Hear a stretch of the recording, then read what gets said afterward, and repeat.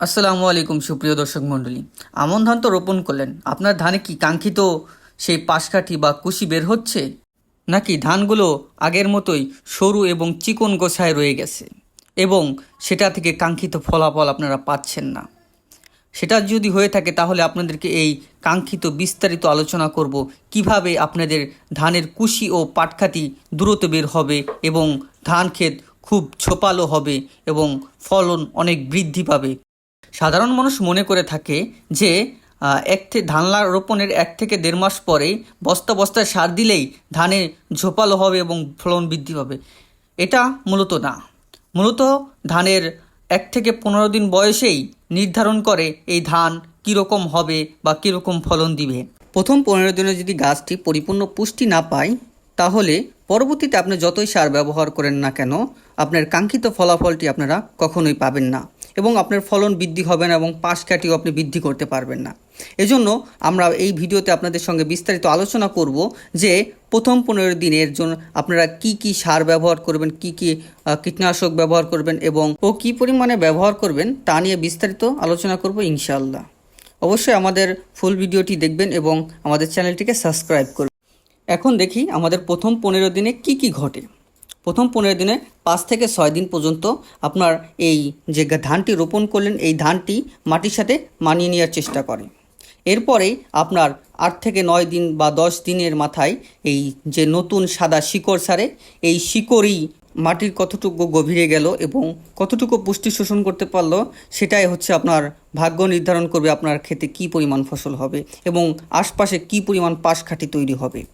এই শিকড় যত পুষ্টি শোষণ করতে পারবে তত পাশকাঠি গছাবে ও আপনার ভবিষ্যৎ ফলন নির্ধারণ করবে।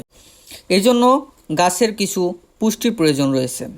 আপনি প্রথমে যদি ভুল সার দেন, গাছের পর্যাপ্ত পুষ্টি জন্য সার ব্যবহার করতে না পারেন, তাহলে আপনি ভবিষ্যতেই এর ভালো ফলন পাবেন না, কারণ প্রথমেই গাছের আপনি ক্ষতি করে দিচ্ছেন।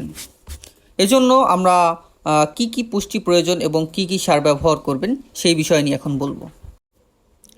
1 বিঘা বা 33% জমির জন্য আমাদের রোপণের প্রথম 15 দিনে কি কি সার ব্যবহার করতে হবে এখন সেটা বলবো।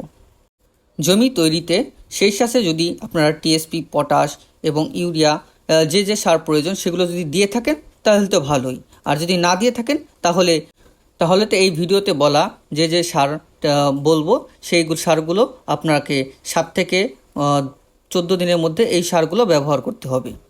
প্রথমে চলে আসছে আমাদের ডিআইপি বা টিএসপি সার। আপনারা প্রতি বিঘা জমিতে 10 থেকে 12 কেজি ডিআইপি বা টিএসপি সার ব্যবহার করতে পারেন। আর এই ডিআইপি বা টিএসপি সারে থাকা ফসফরাস যা গাছের শিকড়কে জালের মতো ছড়িয়ে পড়তে সহায়তা করে এবং পুষ্টি শোষণ করতে সাহায্য করে। আমাদের 2 নম্বরের সারটি হচ্ছে এমওপি বা পটাশ সার। আমাদের প্রতি বিঘা জমিতে এমওপি বা পটাশ সার লাগবে 10 কেজি, যা গাছের রোগ প্রতিরোধ ক্ষমতা ও কাণ্ডকে শক্ত করতে সাহায্য করে। আর এই ধানের পাশকাঠি গজাতে জিঙ্ক সালফেট বা দস্তা, এই ওষুধটি একটি জাদুকারী উপাদান। প্রতি বিঘাতে 2 কেজি জিঙ্ক সালফেট ব্যবহার করতে পারেন। 4 নম্বরে রয়েছে জিপসাম, যা আপনারা বিঘায় 8 থেকে 10 কেজি ব্যবহার করতে পারেন। আর প্রথমেই জমিতে ইউরিয়া সার বেশি পরিমাণে ব্যবহার করা যাবে না, কারণ এর শিকড় বৃদ্ধি হতে একটু সময় লাগবে। কারণ এর শিকড় যদি না থাকে তাহলে আপনার ইউরিয়া সার গ্রহণ করতে পারবেন না, যা আপনার প্রয়োজনের তুলনায় এটি বিফলে যাবে। এজন্য প্রথমেই আপনারা ইউরিয়া সার অতিরিক্ত ব্যবহার করবেন না। এটি একটু 15 থেকে 20 দিনের মধ্যে ব্যবহার করলে অত্যন্ত ভালো হয়। তখন শিকড়গুলো পরিপূর্ণভাবে সাদা শিকড় ছেড়ে দেয়, তখন ব্যবহার করলে পর্যাপ্ত ফল পাওয়া যায়। আর 20 থেকে 25 দিনের মাথায় ধানের অনুখাদ্যর জন্য আপনারা বিভিন্ন ধরনের কীটনাশক স্প্রে করতে পারেন, যেটা আপনার ধানের পাশকাঠি ও অন্যান্য সকল দিক থেকে আরও দ্রুত কাজ করবে, যা আপনার ফলন বৃদ্ধিতে সাহায্য করবে। অবশ্যই আমরা নেক্সট পার্টে এই ভিডিওটি নিয়ে আলোচনা করব। ধন্যবাদ। আমার চ্যানেলটিকে এখনও যারা সাবস্ক্রাইব করেন অতি দ্রুত সাবস্ক্রাইব করে নিন।